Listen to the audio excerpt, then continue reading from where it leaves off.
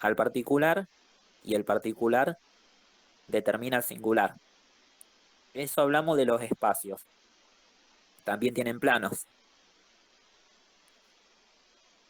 Bueno, empiezo otra vez. Decime cuántas. Ahí está, dice que empezó a grabar Mac. Bueno, vamos de nuevo. Tenemos el cuadrito ese de castellano. Para entender bien este cuadro, primero tienen que saber lo que es determinante y condicionante. Se lo dice la palabra, determinante determina, condicionante condiciona. En este cuadro tienen espacios y planos. En la parte de espacios tienen general, particular y singular. El espacio singular condiciona al particular y el particular condiciona al general. A su vez, el espacio general determina al particular y el particular determina al singular. Un ejemplo así como para entenderlo. Un niño con varicela. Ese niño con varicela lo ubicamos en el espacio singular. Después, ¿qué pasa? Supongamos que aparecen 4 escuelas con varios niños con varicela. Entonces ahí ya no estamos hablando del singular, estamos hablando del particular.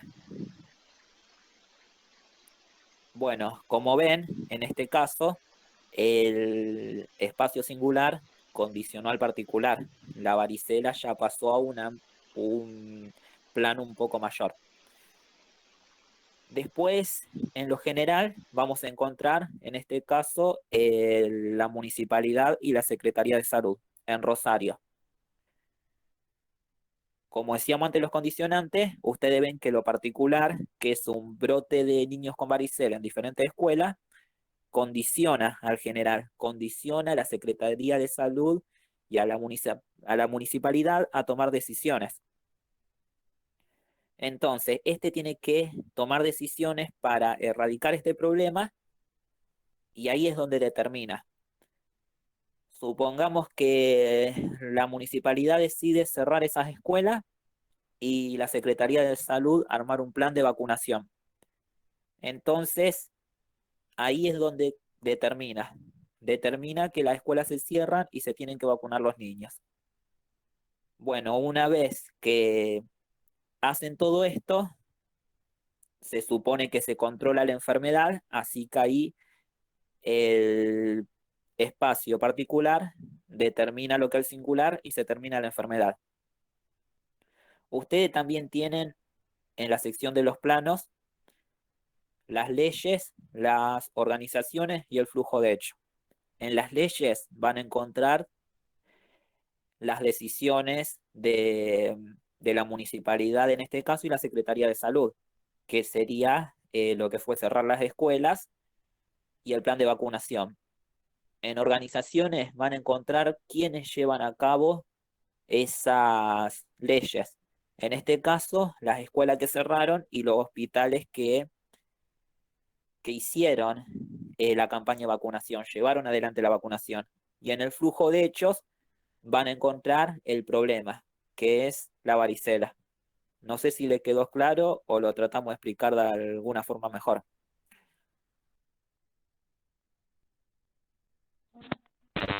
Para mí se entendió.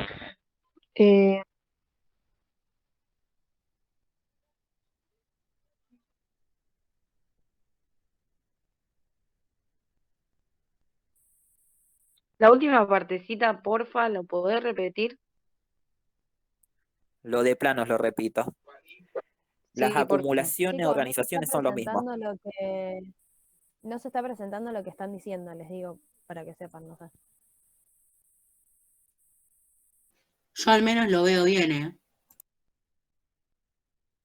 Sí, sí. Yo entendí, yo también. El cuadrito es que no se está mostrando. Solo eso dicen. Claro, claro. Yo la parte singular y particular sí la entendí.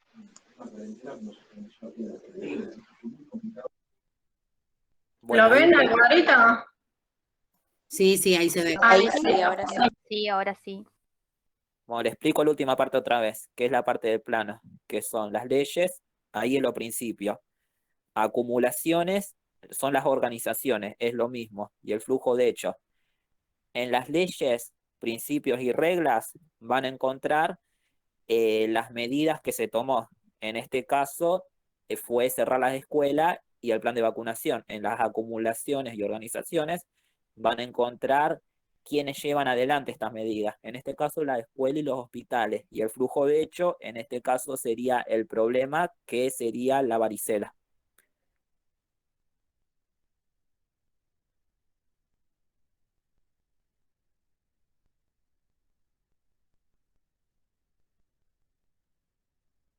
Perfecto, se entendió.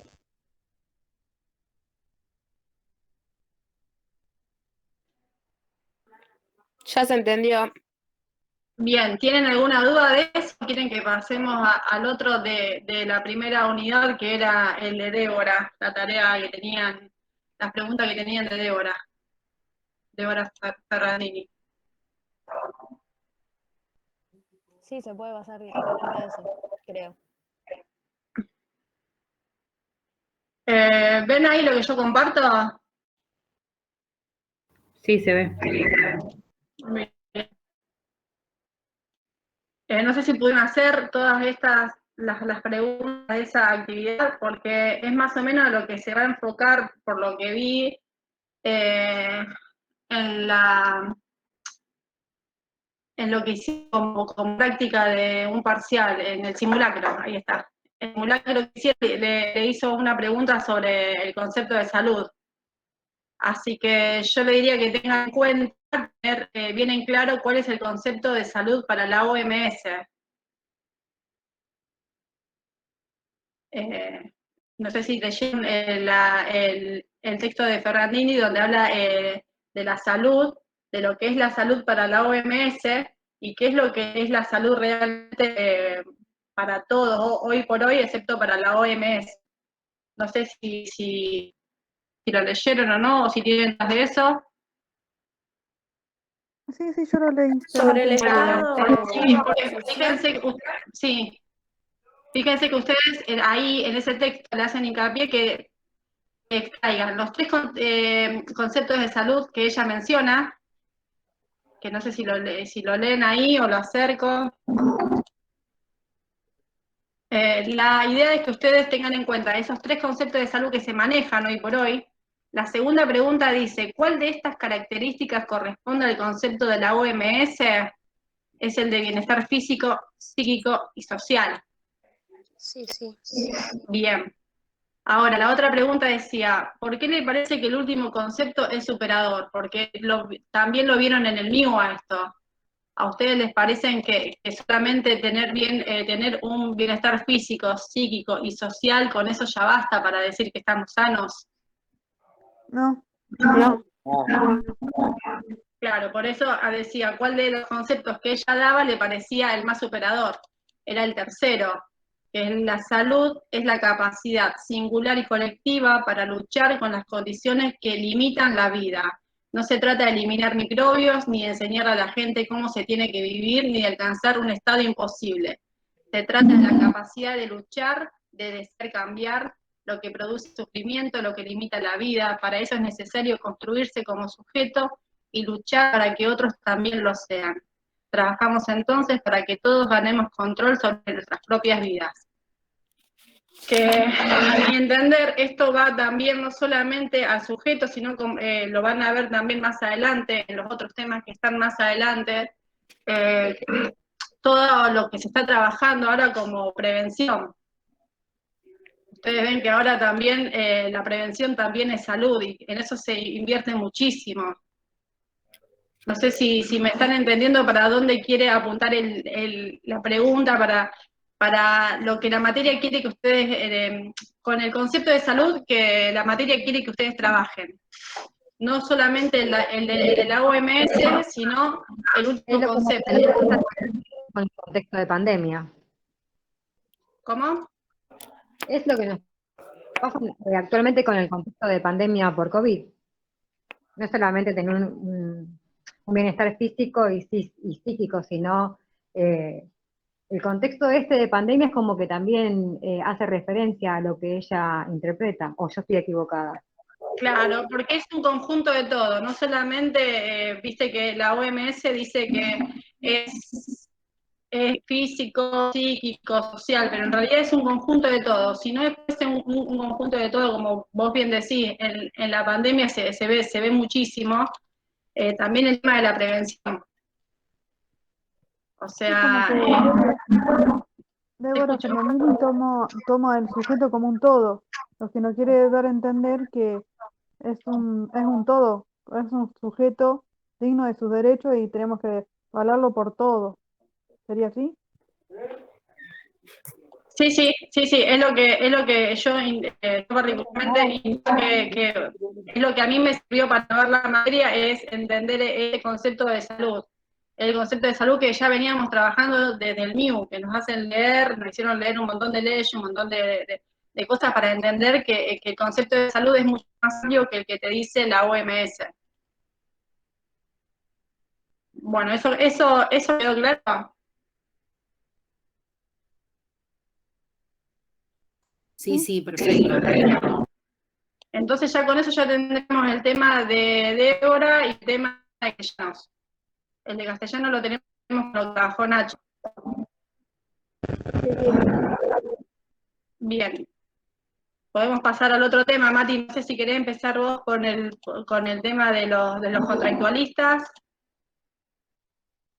Dale, sí, cómo no. No le quedó ninguna... Hola, ¿me escuchan? Hola, hola. Sí, se escucha. ¿Cómo les va? ¿No les quedó ninguna duda con Débora? Si quieren, le hago un mini resumen así nomás. Perdón, ahí una chica en el chat, Andrea Lescano, puso no, quizás tiene alguna duda ella. Ajá. Juli, ¿vos podés leer, ir leyendo los mensajes del chat que estás por ahí? Sí, yo los leo y te aviso. Dale, esto genial, Juli, gracias. Bueno, perfecto. Vamos a pasar a los contractualistas.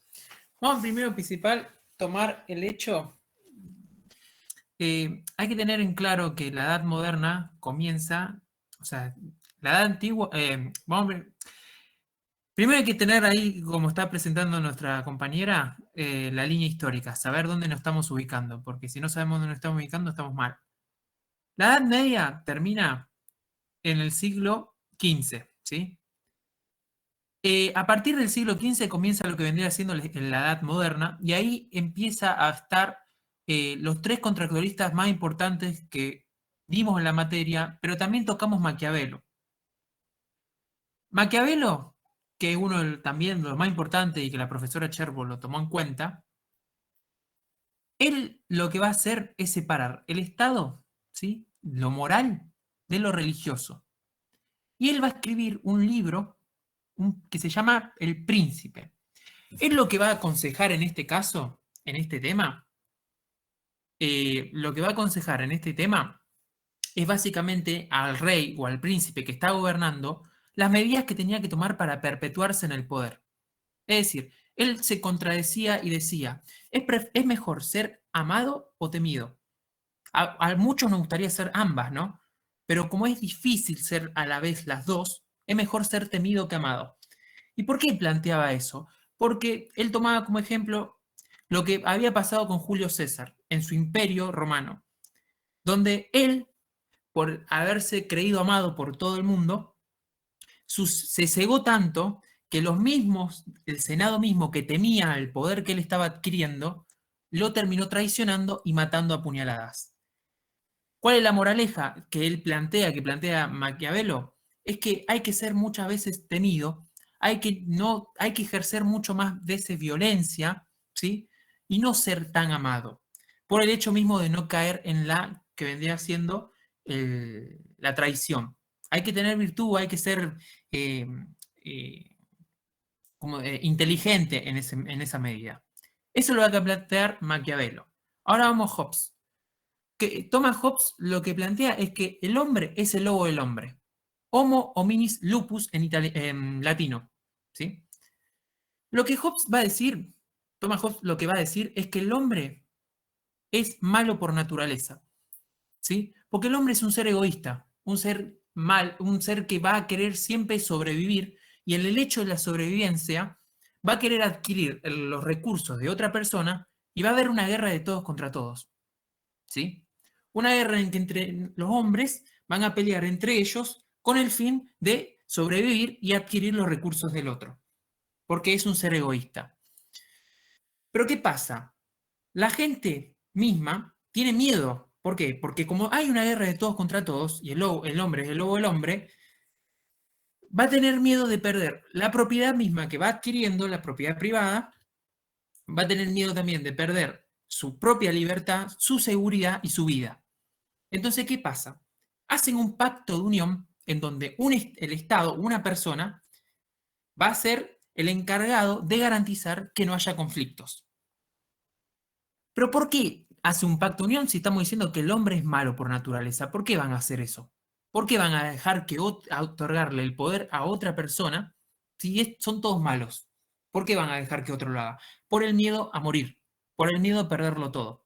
Entonces, eso es lo que garantiza. El Estado lo que le va a garantizar es que no haya conflictos, en que se respete la propiedad privada y, por ende, al haber hecho este pacto de unión, ellos iban a mantenerse vivos, ¿sí? Y su libertad y su seguridad. Acá vamos a ver el Estado monarquista, ¿sí? El absolutismo monárquico. ¿Por qué? Porque él lo que va a plantear es que, bueno, va a haber un Estado en el que va a reprimir a los que van a actuar de la manera en que sea incorrecta, ¿sí? Medidas donde va a presentar su autoridad hacia todas las personas que no estén de acuerdo con este pacto, ¿sí? ¿Se entendió más o menos? O sea, un ejemplo cotidiano puede ser, qué sé yo, estamos en este grupo, ¿sí? Y estamos en el grupo, entonces, planteando lo que decía Hobbes, yo me voy a pelear con todos ustedes. Con todo, porque el hombre es malo por naturaleza, me peleo con todos ustedes. Yo quiero adquirir todo lo que ustedes tienen. Entonces yo voy a empezar a pelearme con todos ustedes que están acá, con cada uno de ustedes, y es más, una vez que ya me peleo con todos ustedes, adquiero lo que tengo. Pero ¿qué pasa? Yo voy a tener miedo que ustedes después me vuelvan a atacar a mí, que me quieran atacar a mí. Entonces, ¿qué pasa? Todos juntos vamos a tener un miedo. Vamos a acordar que no peleemos más y que a un Estado se ponga presente para que ya yo ni nadie más interfiera ni nos peleemos, ¿sí? Y ese Estado va a garantizar, mediante el absolutismo, eliminar a los que estén peleando. Por ejemplo, yo estoy peleando, discutiendo y haciendo drama, ¿qué van a hacer? Me eliminan. ¿Entienden un poco lo que trato de decir? Sí, Bien. se entendió. Ahí Sí, se Mati entiende había re bien. preguntó Sheila qué garantiza, y después te hicieron otra pregunta más, que es Erika, que te dice, los tres coinciden en que debía haber un Estado para que haya orden. Claro. Los tres coinciden en que van a compartir que se respete la propiedad privada, la libertad y la seguridad y la vida, ¿sí? Los tres van a coincidir en eso. Ve, ahí aparece lo de Hobbes, que es monarquía absoluta, ¿sí? Ahora vamos a pasar a Locke. John Locke lo que va a plantear es que el hombre es bueno por naturaleza, ¿sí? Pero van a tener que crear un Estado por el simple hecho de que va a haber siempre alguien que va a perder la cordura, puede haber que alguien pierda la cordura, ¿sí? Y quiera acceder a la propiedad privada de los demás y a la seguridad y por ende el bienestar de otra gente. Entonces lo que va a hacer el Estado, en este caso, va a asegurar que se respeten dicha propiedad privada y dicha seguridad con el fin de que, bueno, se pueda elegir, o sea, los ciudadanos mismos que están ahí viviendo, puedan elegir, mediante la monarquía parlamentaria, a quienes van a estar accediendo en lo que vendría siendo el poder, ¿sí? O sea, para la diferencia ante Hobbes es que Locke piensa que el hombre es bueno por naturaleza. Es bueno. En cambio, para Hobbes somos malos. ¿Se entendió un poco mal? Sí, sí, perfecto. Sí, sí. ¿Hay alguna duda, Juli, del tema? No, nadie escribió nada. Bien. Y vamos al último. Ahí está. Vamos al último de Jean C. Rousseau. Lo que va a plantear Jean C. Rousseau es que el hombre no es bueno ni tampoco es malo por naturaleza. Es decir, que venimos al mundo porque somos seres inocentes, ¿sí? Pero es la misma sociedad quien nos corrompe. Es la misma sociedad quien nos hace malos. Nosotros no somos buenos ni malos. Somos personas inocentes que la sociedad misma nos corrompe y nos hace ser buenos o malos en algún sentido. ¿Pero por qué viene esto? Porque a medida que la humanidad fue evolucionando, empezó a haber una división del trabajo. Una división del trabajo, empezó a haber ver gente que adquiría propiedades y otros no, quedaban muchos marginados. Entonces, ¿qué pasa? Había un sector que acumulaba mucho y había otro sector que no. En este caso, van a otorgar un Estado que pueda garantizar que todas las personas puedan acceder a eso, ¿sí? Mediante el Estado, obviamente, pero que en este caso se establezca una democracia. Es decir, que los ciudadanos mismos van a elegir al Estado mediante el voto, que en este caso siempre fue masculino, en este momento, ¿sí? Era universal y masculino, y van a garantizar que el Estado mismo les otorgue por así decirlo, un bien común en que todos estén igual, mediante la democracia. Eso es lo que vendría haciendo Rousseau, lo más resumido. ¿Se entendió? Los tres protegen la propiedad privada, la libertad y la seguridad y la vida, mediante el Estado. Uno lo hace mediante la represión, que es Hobbes, otro lo hace mediante la monarquía parlamentaria, eligiendo a los que van a representarlos, y el otro en la democracia, eligiendo quiénes van a estar dentro del Estado, quién va a ser ese Estado, por ejemplo, un presidente y demás, quiénes van a estar ahí en el centro, y si hay una ley, por ejemplo, alguien llega al poder, y esa ley pone cualquier ley que sea una medida antipueblo. Entonces, para Rousseau, si la gente, el pueblo, no está a favor de esa ley que acaba de ser decretada, la pueden dejar de decretar, ¿sí? La pueden anular, porque no es hecha por el mismo pueblo. ¿Se comprendió? Si hay alguna duda, pregunten, chicos, lo vamos a responder, lo vamos a ayudar, como todo. Sí, Mati, Hola. ¿cómo te va? Disculpen si hablo mucho más rápido, es que en el momento, cuando uno habla, se pone un poco nervioso, pero si algún momento tienen alguna duda. Yo estuve explicando en los grupos de SEA y demás, estuve haciendo también una especie de explicarlo cotidianamente para que lo pudieran entender. Así que no sé Sí, si vas bien, Mati. Sí, está explicando muy bien. lo vio. Se entiende bastante. Bien, perfecto. Yo lo que quería tomar en cuenta, que capaz que algunos no se dieron cuenta, era lo de la Edad Media, ¿sí? En la Edad Media surge, y esto lo quiero tomar porque, bueno, antes del Estado moderno estaba la Edad Media, ¿no? En la Edad Media va a haber un problema. Después de lo que pasó con la caída de el Imperio Romano, Lucas, a ver, corregime, el Imperio Romano Occidental. Constantinopla, después de lo de Constantinopla. No, yo estoy hablando de la Edad Media, cuando termina la Edad Antigua. El Renacimiento, el proceso de Renacimiento. El Imperio Romano Occidente que cae, ¿verdad? Sí, el último que cayó fue el de Occidente. Primero el de Oriente, después el de Occidente. Claro, El de primero Julio el Occidente. César. Buenísimo. Bien, una vez que cae el Imperio Romano Occidente, empieza a haber una división en lo que vendría siendo todo el sector del Occidente, ¿sí? Al haber esa división, ¿qué empieza a haber? El rey empieza a perder lo que vendría siendo los privilegios y empieza a perder poder. ¿Pero por qué empieza a perder poder? Porque el imperio, que ya era enorme en ese momento, se empezó a dividir en sectores en lo cual algunos países ya no había ni siquiera un rey, alguien que le pudiera otorgar protección, alguien que le pudiera otorgar una vivienda, una vida, una comida, algo, no había. No había porque no había nadie ya, porque se estaban separando en regiones, porque como ya había caído el imperio, se empezaron a separar, entonces ya no había un poder. Entonces, ¿qué pasa en este caso? Lo que pasa en este caso es que los que vivían en la ciudad deciden trasladarse a lo que vendría siendo a las tierras, a los campos.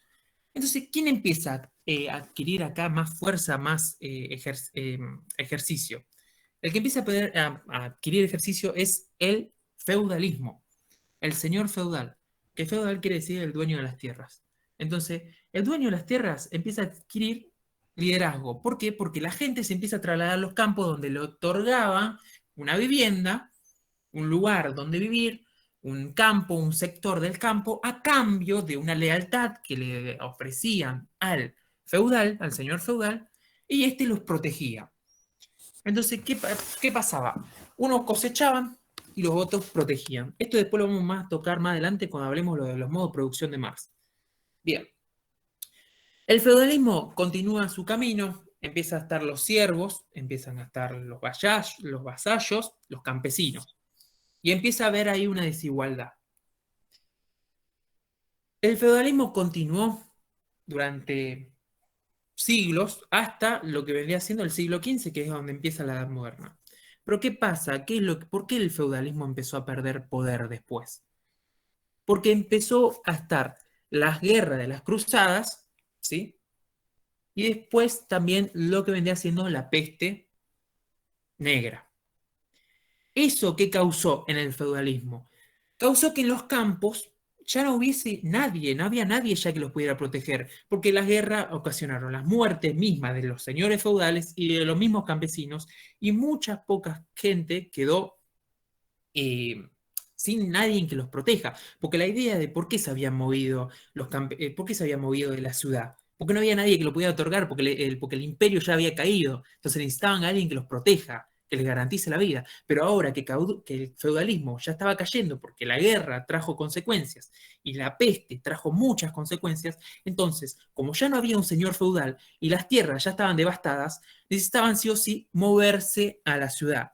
¿Qué pasa en este caso? El feudalismo empieza a comprimirse, empieza a caer y se dirigen nuevamente a la ciudad, donde el rey empieza a adquirir poder. ¿Se entiende? El rey empieza a adquirir poder de nuevo porque empieza a haber un nuevo modelo que venía siendo la burguesía y el mercantilismo. Empieza a haber una especie de capitalismo donde empiezan a vender, ¿sí? A vender sus productos mediante la ciudad en el intercambio de bienes, y entonces los campesinos que ya no van a estar interesados en estar en sectores donde está el campo, van a movilizarse nuevamente al rey y el rey empieza a obtener el poder nuevamente. ¿Qué pasa? El rey empieza a obtener poder y empieza a implementar su monarquía. ¿Se entiende? Y ahí pasamos a lo que vendría siendo el Estado moderno, donde, ¿qué trajo como consecuencia la peste negra, que es lo último que dimos en las clases? ¿Qué trajo como consecuencia la peste negra? Trajo como consecuencia que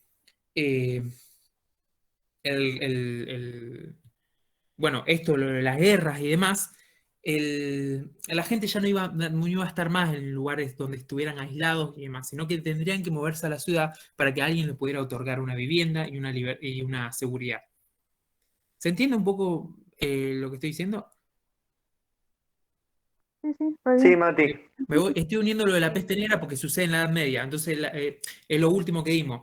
La peste negra trajo como consecuencia que lo más importante de la peste negra, y estamos tocando lo último porque así vamos como la línea histórica, vamos bien y ya no nos vamos, porque después si no tenemos que volver al pasado otra vez. Entonces, para hacerlo más así, lineal. Entonces, en la Edad Media está la peste negra, sí. Antes de que caiga el feudalismo estuvo la peste negra. La peste negra trajo como consecuencia que mucha gente, al principio ellos pensaban que la peste se adquiría mediante la visión de otras personas, mediante los ojos, o sea, visualizando a otras personas. También habían dicho que era un eclipse lunar y solar, donde era gracias a eso, también porque se había abierto la Tierra, ¿sí? Y como se abrió la Tierra, supuestamente había un gas infernal que le azotaba a las personas y eso provocaba lo que vendría siendo la peste negra misma. Pero no fue tan así, sino que fue un virus adquirido, no un virus, vendría siendo una bacteria, que es lo mismo. Una bacteria. Una bacteria, claro, una bacteria adquirida de las ratas, que, a ver si la voy a buscar porque me olvidé cómo se llama. ¿Alguien la tiene? ¿Cómo se llama la bacteria? De la peste. Yersinia pestis.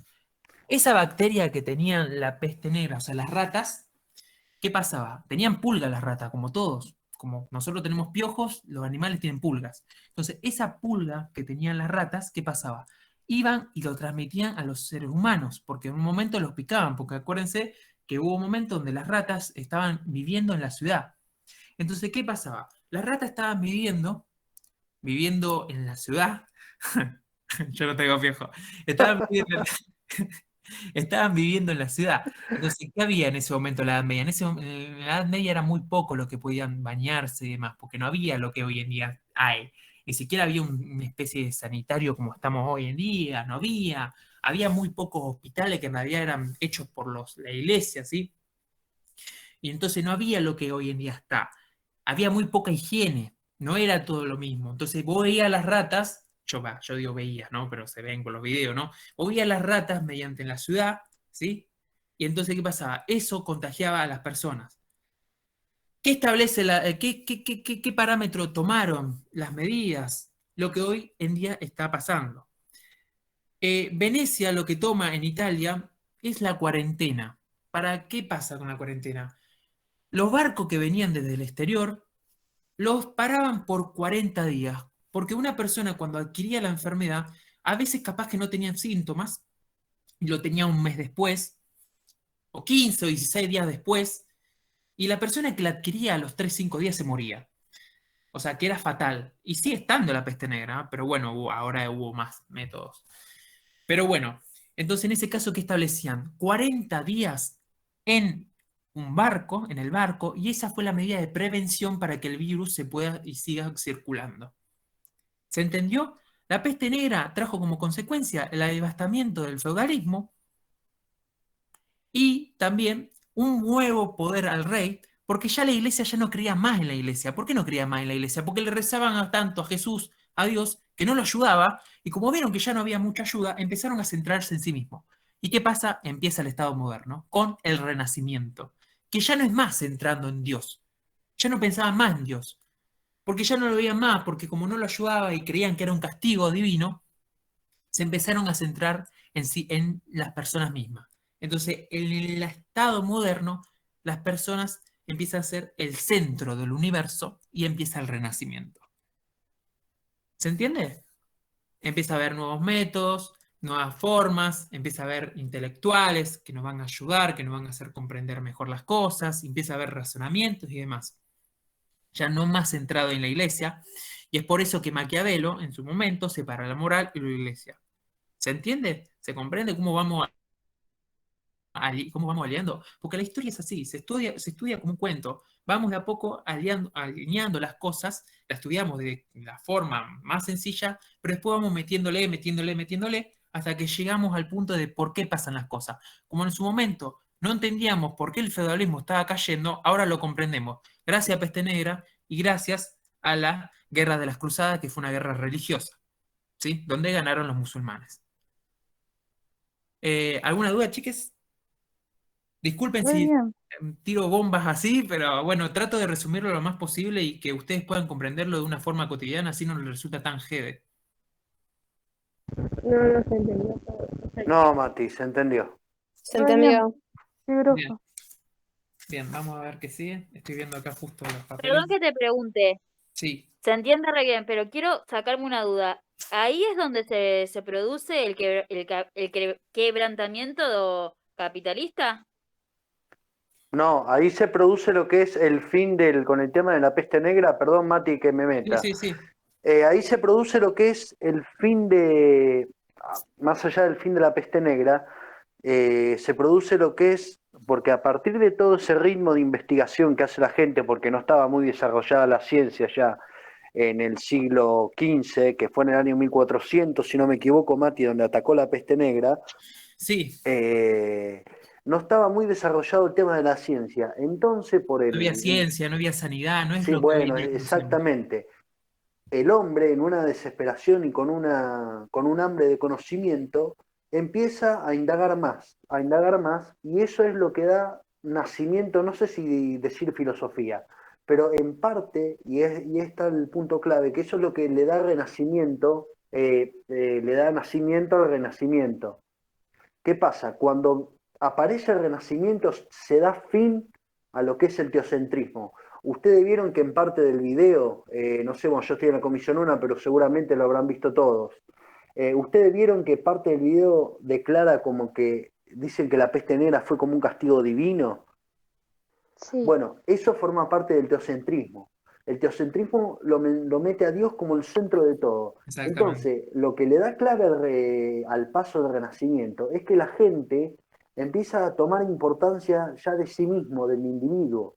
Y ahí es cuando ya van descubriendo lo que es quieren ir descubriendo más y más avanzando sobre cómo se desarrolla el individuo, cómo se va desarrollando uno mismo, Claro, y empieza a dejan haber de un dejar todo al desarrollo, azar. empieza a haber un desarrollo científico. Ya no se centra más en lo que vendría siendo las ideologías, de centrar a Dios sobre todo, sino que empieza a haber una especie de que la gente, ¿sí? El humano mismo, empieza a conocerse a sí mismo, conocer qué ¿Vieron, puede llegar a ¿vieron la ser. película El nombre de la rosa? ¿Les suena?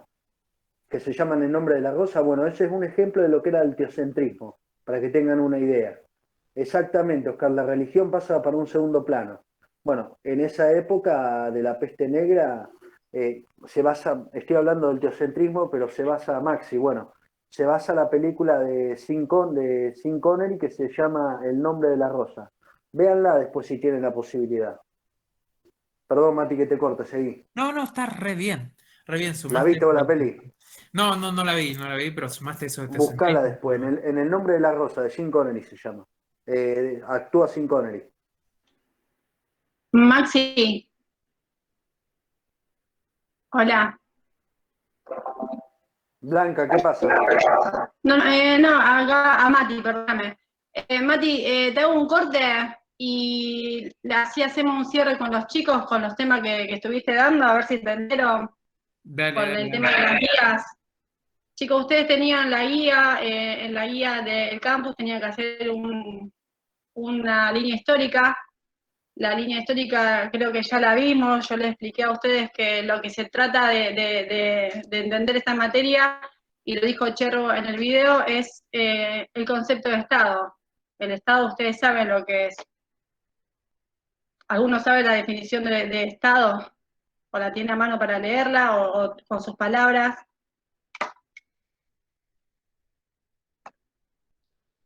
Porque para empezar la materia y saber, para encarar el tema, tienen que saber lo que es el Estado. El Estado es una organización. Hoy por hoy, el Estado argentino está compuesto por los tres poderes, pues tenemos un gobierno, tenemos un Sí, los territorio. órganos de gobierno, sí. Bien. El Entonces, Poder de Judicial, ahí, sí. sí. Bien, de ahí ustedes tienen que partir, porque si no estamos leyendo y no sabemos de lo que estamos hablando. Para empezar, tienen que saber lo que es un Estado. Entonces, la materia va para atrás. ¿Desde dónde nace este concepto de Estado? Nos vamos a la Edad Media, donde había un feudalismo. El feudalismo había un rey, un monarca que todo lo decidía. Él imponía todo. ¿Van entendiendo ahí, chicos? Sí, ojo chicos con confundir, también se los aclaro, con confundir Estado con gobierno.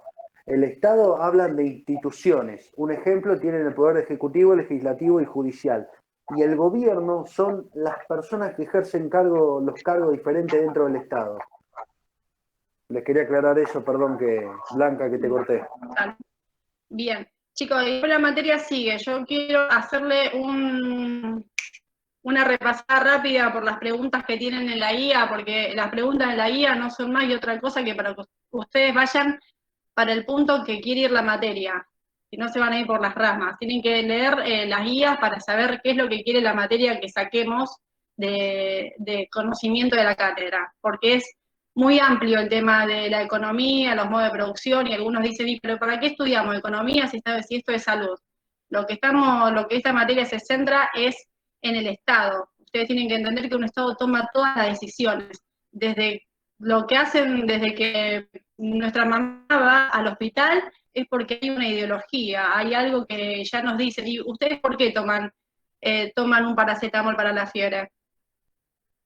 ¿Por qué toman un paracetamol y no un Alron ahora en la pandemia? Lo hacen porque, chicos, ¿por qué? Pues son las decisiones y los pensamientos que es lo que no sé si se le inculcó a cada uno. Me Es la atrevería a decir ideología. hasta por costumbre, una ideología más hablando vagamente. Claro, esta materia trata de que nosotros entendamos de que hay una ideología, hay un poder que lo sustenta. Nosotros, ya te digo, nosotros tomamos, todo el mundo dice, para la pandemia nos quedamos encerrados en nuestras casas. ¿Pero por qué nos quedamos encerrados en nuestras casas? ¿Quién dice que nos tenemos que quedar encerrados en nuestras casas? El Estado. ¿Quién lo impone? Lamentablemente el Estado. Es un Estado que elegimos. Bien.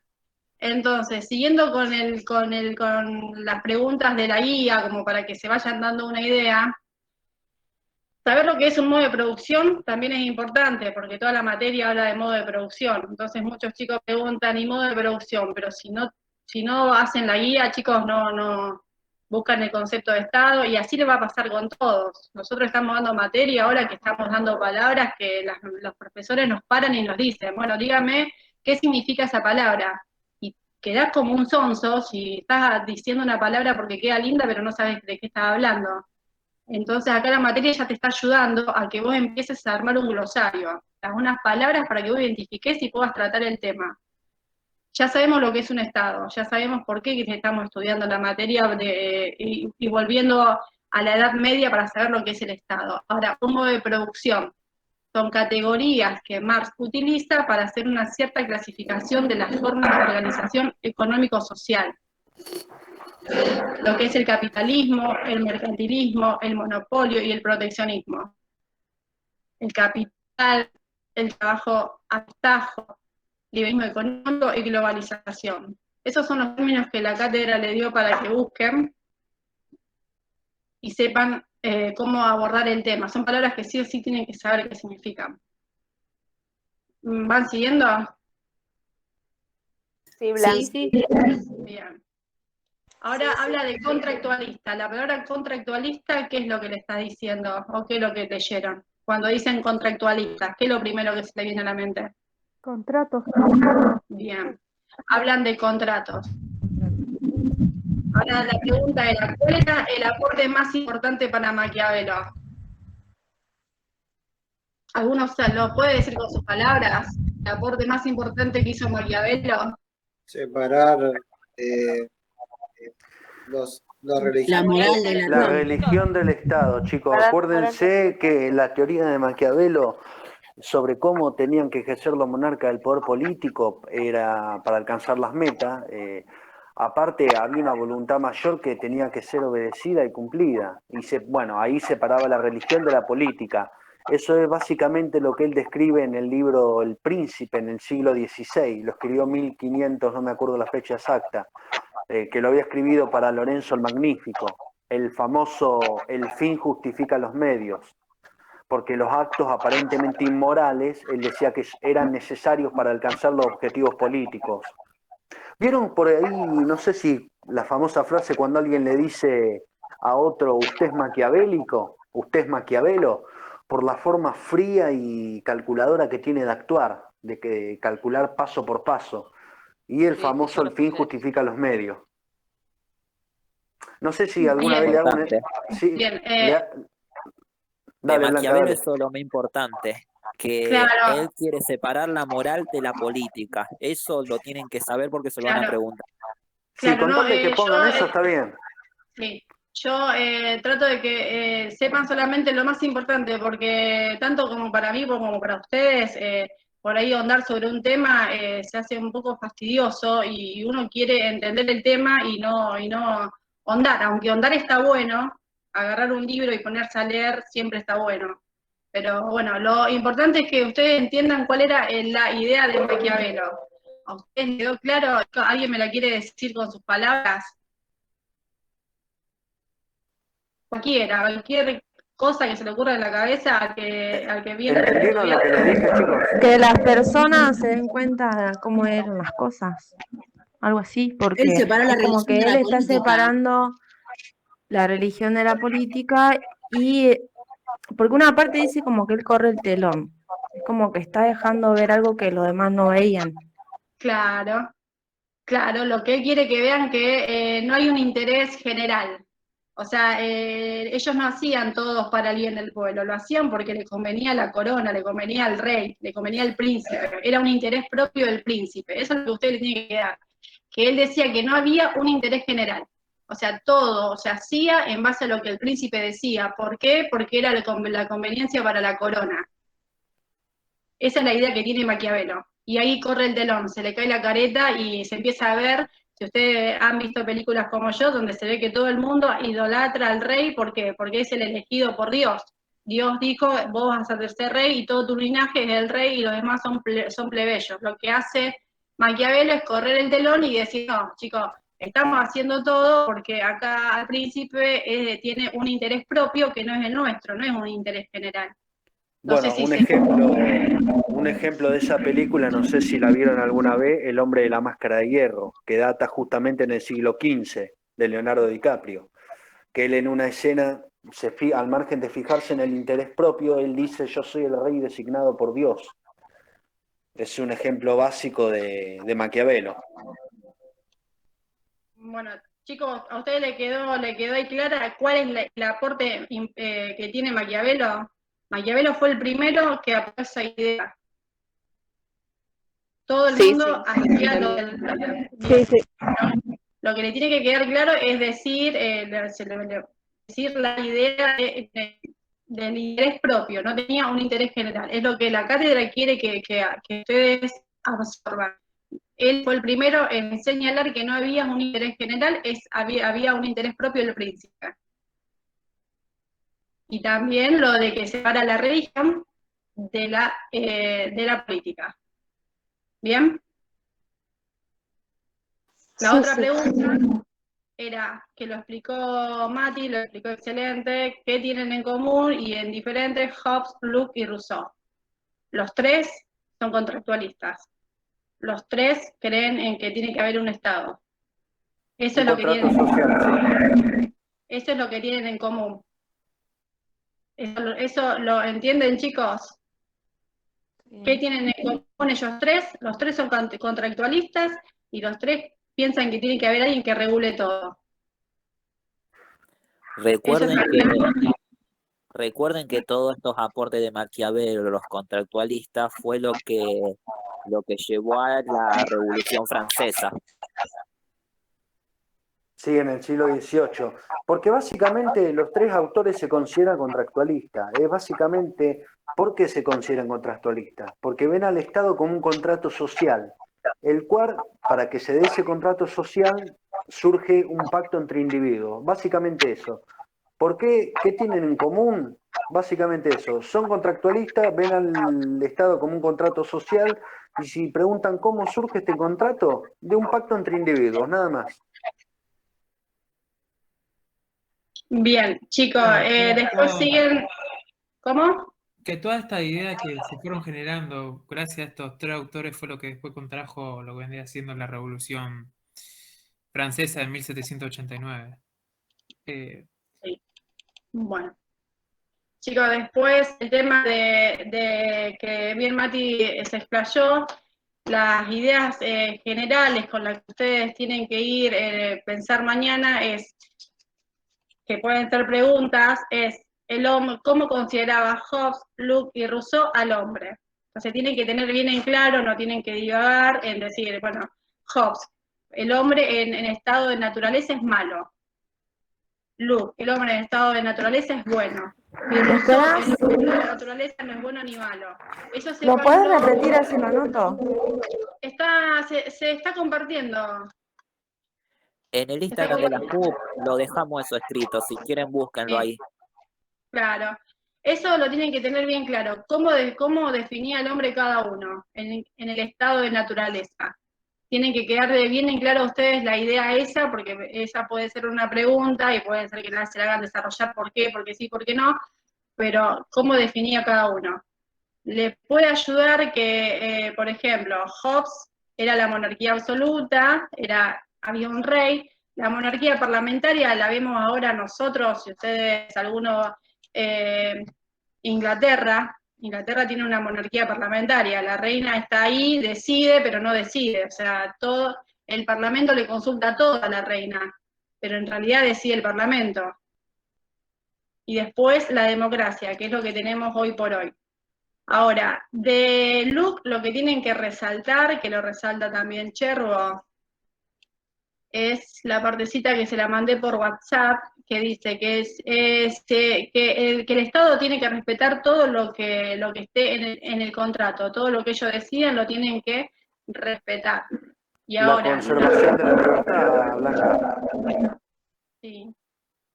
Y Rousseau lo que tienen que resaltar, le tiene que quedar de acá al final, que toda ley que el pueblo no ratifica es nula y no es ley. La soberanía no puede ser representada por la misma razón que no puede ser enajenada. Eso lo vemos hoy por hoy nosotros. Si nosotros no aceptamos una ley, salimos toda a la calle para que esa ley la cambien o se modifique. No sé si me explico. Por eso es democrático. Sí, un compromiso libre entre individuos que se sometan a leyes que manifiestan una voluntad general. Y obviamente el Estado ofrece la propiedad, la libertad y la seguridad. O sea, defiende el Estado democrático, Rousseau, para que se entienda. Bien. Bueno, eso más que nada en Hobbes, Locke y Rousseau. El estado cuál es el hombre en estado de naturaleza y qué era lo que defendía cada uno. Pero los tres son contractualistas. ¿Eso quedó claro? Eso es lo que tienen que quedarle, que le tiene que quedar claro a ustedes. Por eso ella lo trae al tema. Los tres creían que tenía que haber un estado. ¿Está? Sí, sí, sí. Bien. ¿Qué sería el Estado para estos autores? El Estado es el que garantiza la vida, la seguridad y la propiedad. Porque los tres coinciden en eso. El Estado tiene que garantizar la vida, la seguridad y la propiedad. ¿Está?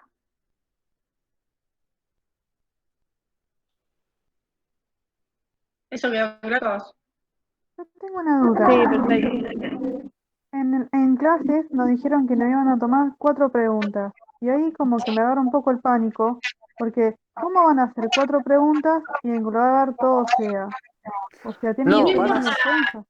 Pasa que no importa cuántas preguntas sea, el tema es que ustedes estén capacitados para responderlas. O sea, te pueden preguntar, capaz que te preguntan cuáles eran los contractualistas y vos la respondés al toque. Ahora, si te preguntan por hegemonía y vos no la sabés responder, o el concepto de sea, así ¿O qué sea. materialismo histórico, por ejemplo? El tema es que ustedes entiendan el punto al que va, al que quiere llegar cada autor.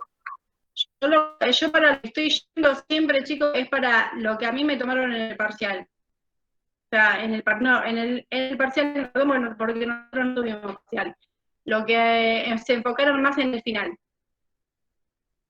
Yo me enfoco más en lo que ellos preguntaron en un final. Por mala suerte, nosotros no tuvimos un parcial, no tuvimos la posibilidad de promover la materia y tuvimos que estudiar para un final. Bien, ¿hay derechos anteriores a la emergencia de Estado? Eso lo habíamos hablado el otro día. ¿Hay derechos anteriores, chicos? Si mañana le toca esa pregunta en el parcial. Sí, chicos, el derecho a la vida. Sí. Algunos tenían derecho a la propiedad. Por ejemplo, los campesinos podían habitar las tierras de los señores feudales, ¿cómo? Pagando un tributo. El ejemplo que dio Blanca antes. Bien, acuérdense que sí, que había, pero no era para todos. Había. De haber, había. ¿Bien? Bien, la idea de Marx y Weber. ¿Alguno quiere decir con sus palabras qué pensaba Marx? Cualquier cosa, lo que mañana le pregunte, ponele que mañana le pregunte esta en el parcial y crean saberla, si la quieren compartir en voz alta para los compañeros con sus palabras. ¿Querés que le explique, Blanca, o quieren alguno de ustedes hablar? No, Luca, vamos a ver si hay alguien más que con sus palabras, chicos, porque acá lo que estamos haciendo es repasar para que mañana a ustedes les vaya bien. El que ya haya estudiado y tenga más o menos una idea con sus palabras, la quiera decir, bienvenido sea.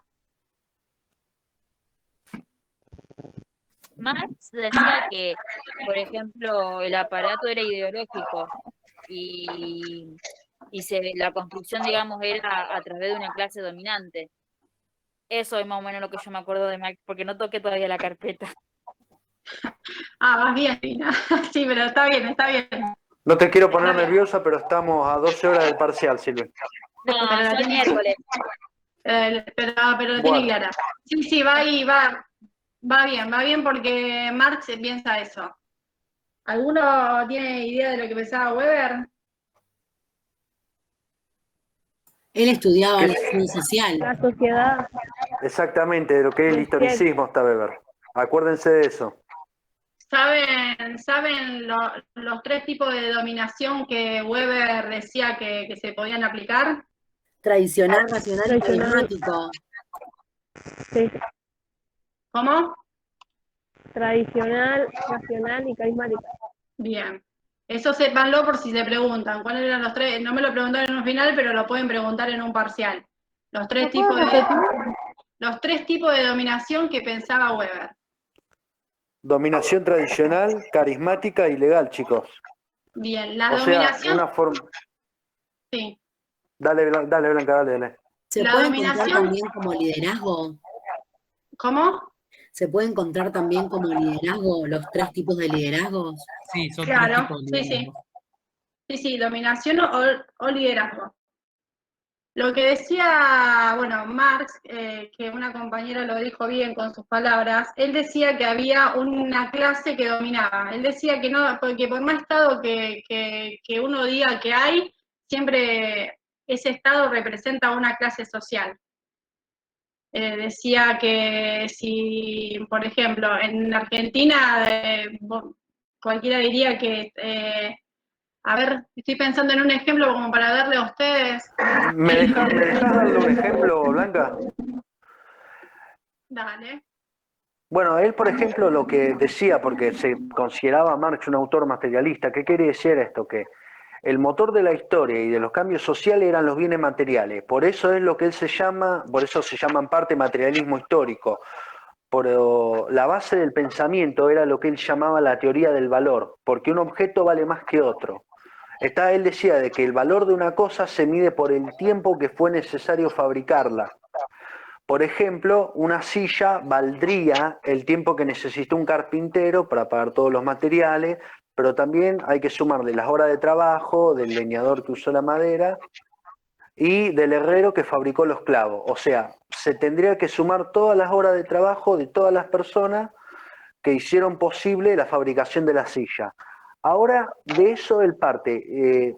Se los hago con un ejemplo. Imagínense General Motors, donde trabajan 100 personas. La riqueza que se genera en esa fábrica es el resultado de sumar el trabajo y el tiempo de las 100 personas que están ahí. Pero en cambio, esos trabajadores solo perciben una parte del valor que ellos generan. El resto, ¿quién se lo quedaba? El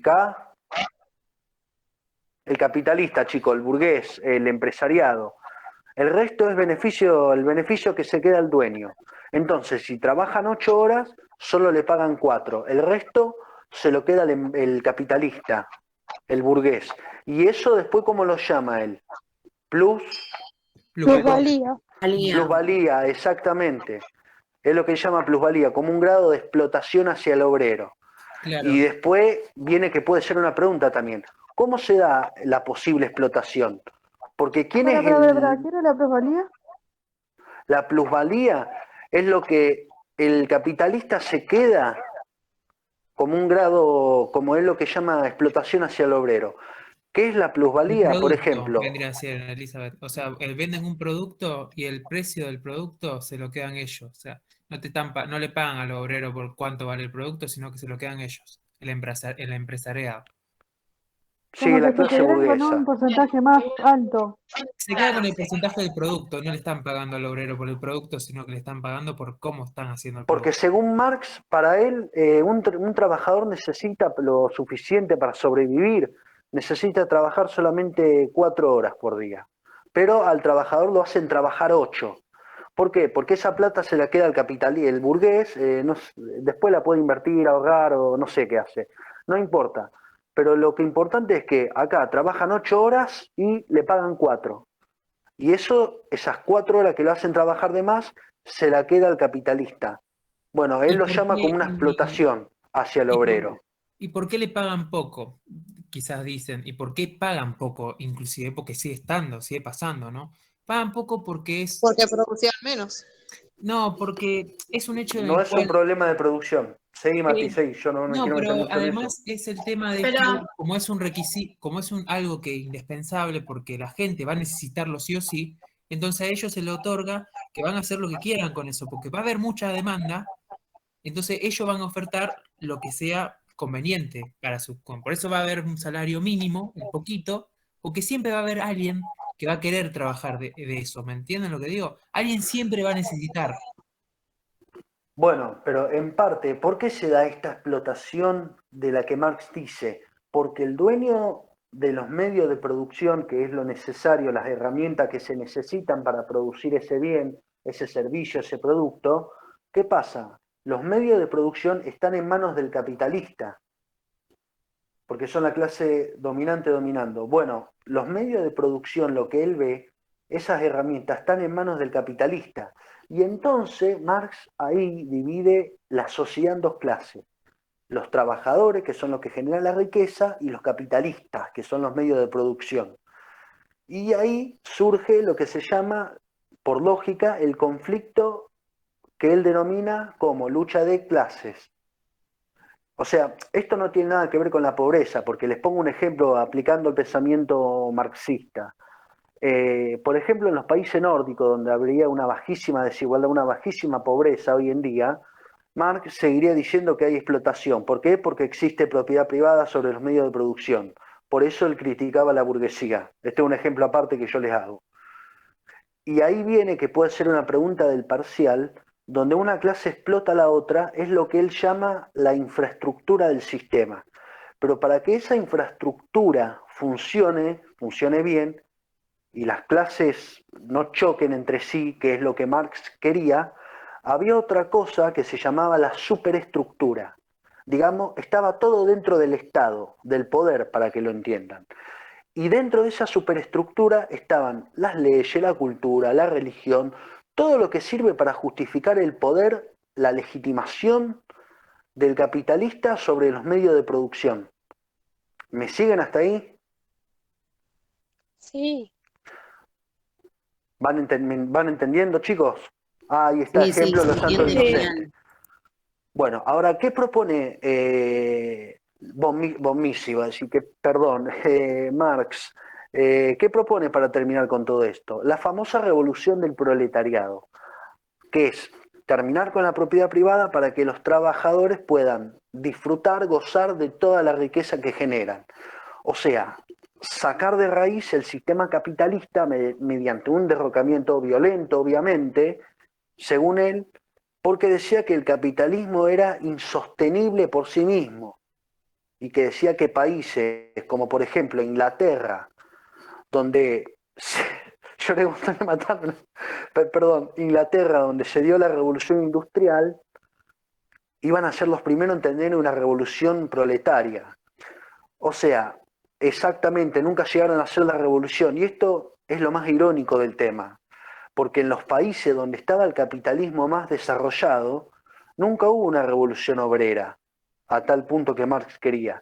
Y en los países menos desarrollados, donde había más socialismo, más comunismo, sí había una revolución obrera, pero era por la calidad de vida que tenían.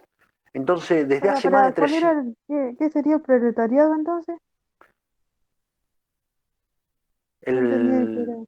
Los trabajadores, los Los obreros. trabajadores, la clase proletaria y la capitalista. claro. para Ahí tener un se- poco en cuenta, porque lo que dice Lucas está muy Sí, bien. esperen. Lo que Marx básicamente dice es que los dueños, los dominantes, hacen lo que sea para perpetuarse en el poder y continuar con el mismo modo de producción. Exacto. Tengan en cuenta eso. sobre los medios de producción, sobre las herramientas, no sobre el poder. Decir, los dueños son los medios de producción. Ojo por ahí cuando lo redactan, cuando lo dicen con sus palabras. ¿Qué es el tema del capitalista? Porque el capitalista, ¿por qué se da la explotación y la lucha de clase? Porque el dueño de los medios de producción, que esto se los aclaro a ustedes para que lo sepan, los medios de producción, las herramientas que se necesita para producir un bien, está en manos del capitalista.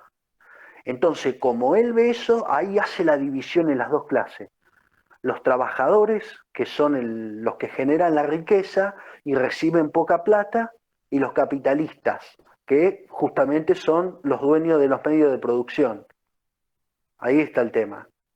Y después viene lo del tema de la infraestructura, lo que es el Estado que ampara mediante leyes al tema del capitalista, sobre los medios de producción. Lucas, mira, yo voy a hablarle lo de los 3 modos de producción. Si querés voy a hablar del capitalista, porque así vamos cerrando la idea de Marx.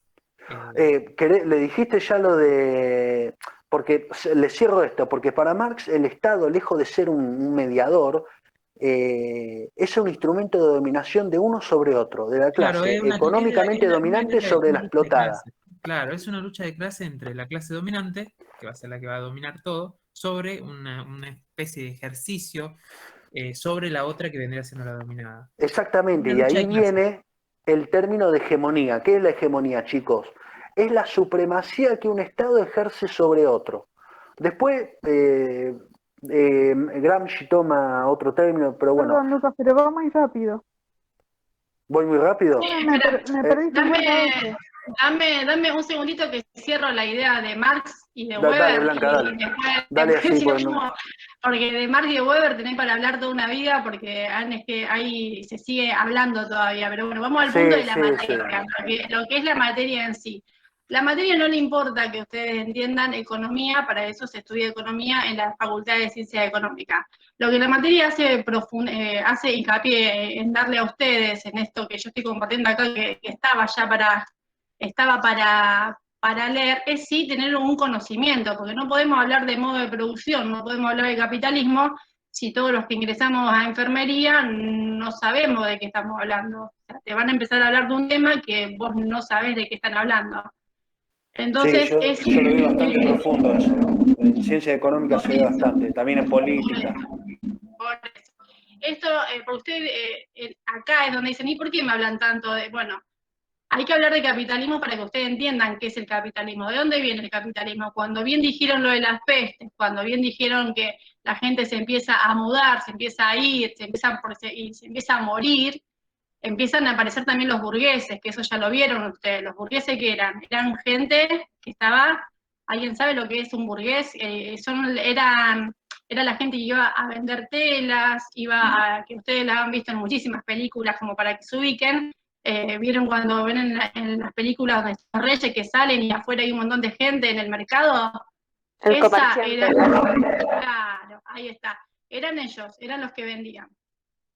Y ahí empezó el burgués, ahí empezó esos que ustedes veían en esas películas, se convirtieron en los dueños de los modos de producción. Son los que empezaron con las ventas y empezaron con un zapato y después dijeron, bueno, vamos a hacer esto y esto, se compraron una máquina para hacer zapatos y así empezaron los capitalistas.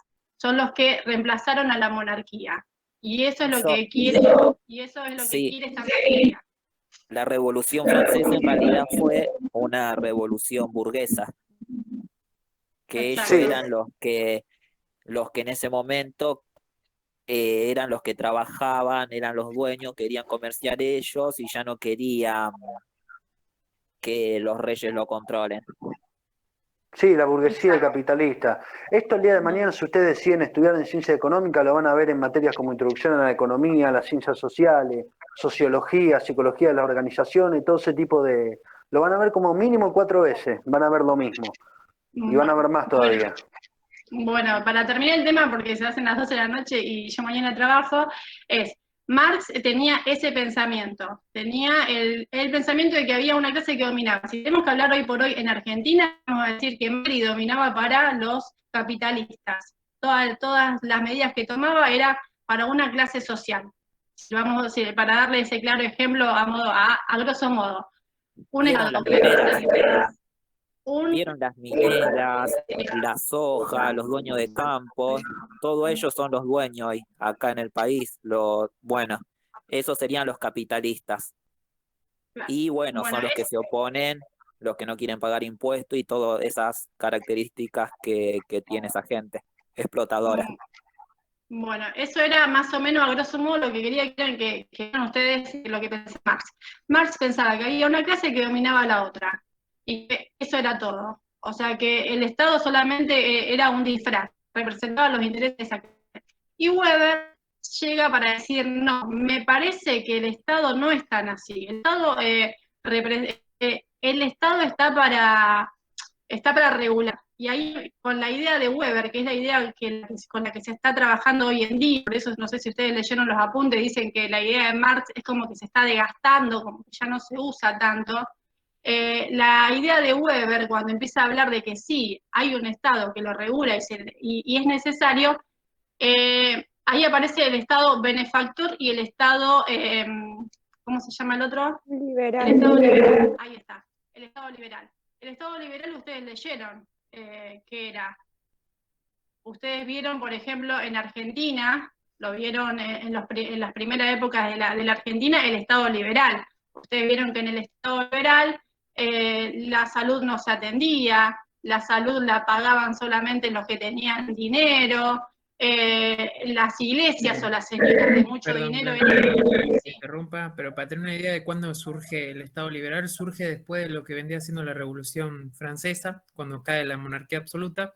El Estado liberal, resumido, empieza a perseguir, un poco más absolutista era el Estado liberal en su momento también, porque implementaba el perseguimiento de todas las personas que no estaban de acuerdo con el Estado mismo, y también, bueno, mataban a lo que vendrían siendo los que tenían el ideal de la monarquía absoluta. ¿Qué pasaba con este Estado liberal?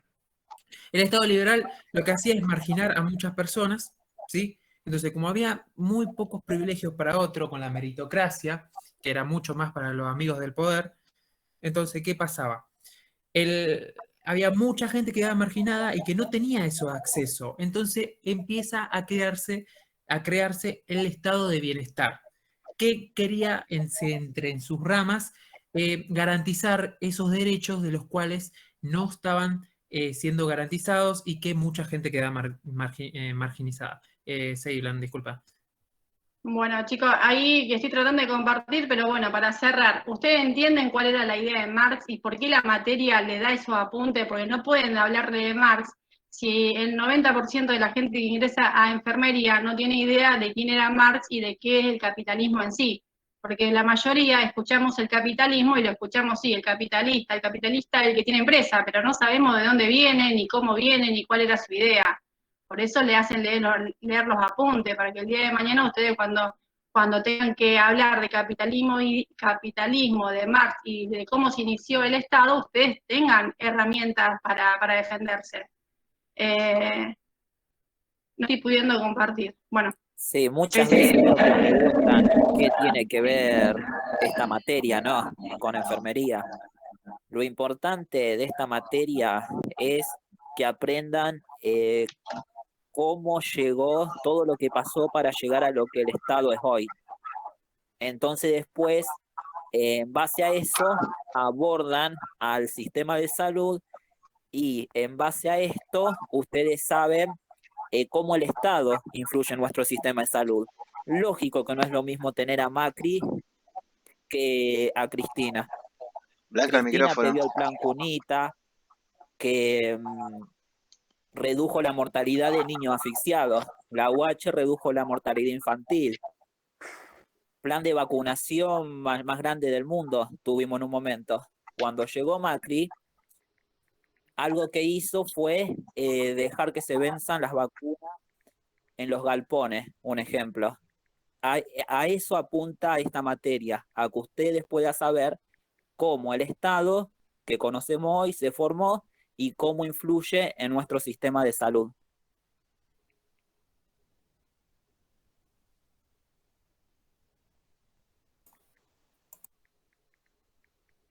Una pregunta, el concepto de SEA, entonces, ¿cómo sería?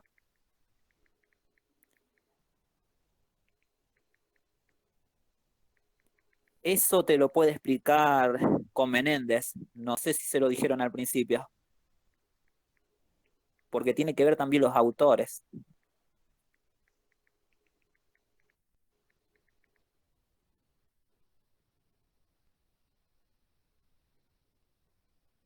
Yo tengo acá un apunte que dice, el proceso salud, enfermedad, atención es una construcción individual y social mediante la cual el sujeto elabora su padecimiento y que condiciona los tipos de ayuda a buscar.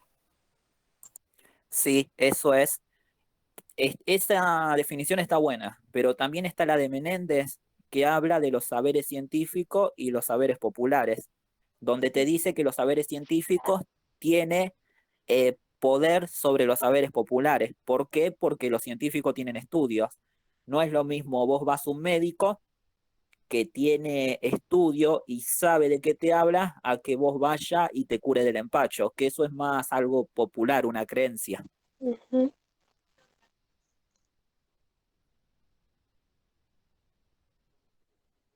Perdón, se me cortó. Ahí la repito. Menéndez lo que dice es que existe el saber científico y el saber popular. El saber científico tiene hegemonía. ¿Por qué? Porque tienen estudios, saben de lo que hablan. A vos te duele la panza, vas a un médico y él te dice por qué te puede llegar a doler en base a estudios científicos, pruebas. En cambio, hay gente, el saber popular, el que se transmite boca a boca, te dice o tomate un té de buscapina o curate del empacho. También existe la cura de los tendones, la culebrilla y Las todas esas cosas que quemaduras. conocen, las quemaduras, que sí funcionan, para mí funcionan, pero no tienen base científica. Entonces, de eso hablamos de saberes populares que se transmiten entre la gente sin base científica. Se entendió genial.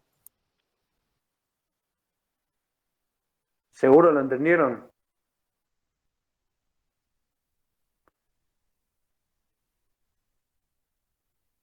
Bueno, yo a mí se me cortó y recién volví y no sé qué fue lo que dieron, Nacho. De Menéndez hablamos recién. Ah, está. Bueno, para que le quede claro a todos, entonces ya lo de arriba ya está cocinado, digamos, ya se dio contractualista, Marx, Weber, Estado liberal y Estado benefactor. Después de Weber llega esta idea de los tipos de dominación y llega esta idea de diferentes estados.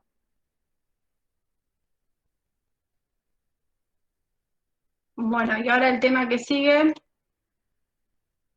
Hablaron de Menéndez, o sea que están hablando de SEA, del concepto de salud, enfermedad y atención. ¿Alguien lo Eso le sabe? había preguntado. Bien. Lo que le pueden llegar a preguntar es el concepto de SEA, ustedes lo tienen que saber. ¿Qué es la salud, qué es la enfermedad y la atención?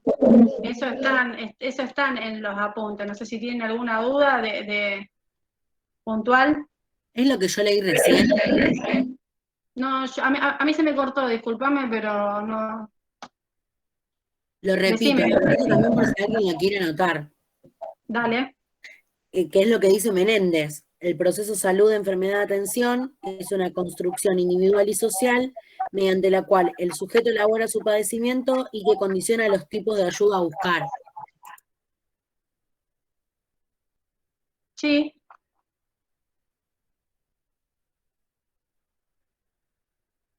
Sí, es eso. Creo que ustedes tienen este apunte, no sé si se está compartiendo. Sí, lo Sí, veo. ahí lo vemos.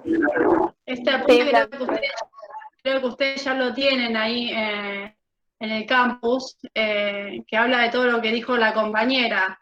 Está desglosando qué es la enfermedad y qué es la atención. O sea, cómo se define la enfermedad y qué es la atención que ustedes que lo venimos dando ya de cómo se atendía la enfermedad en diferentes épocas.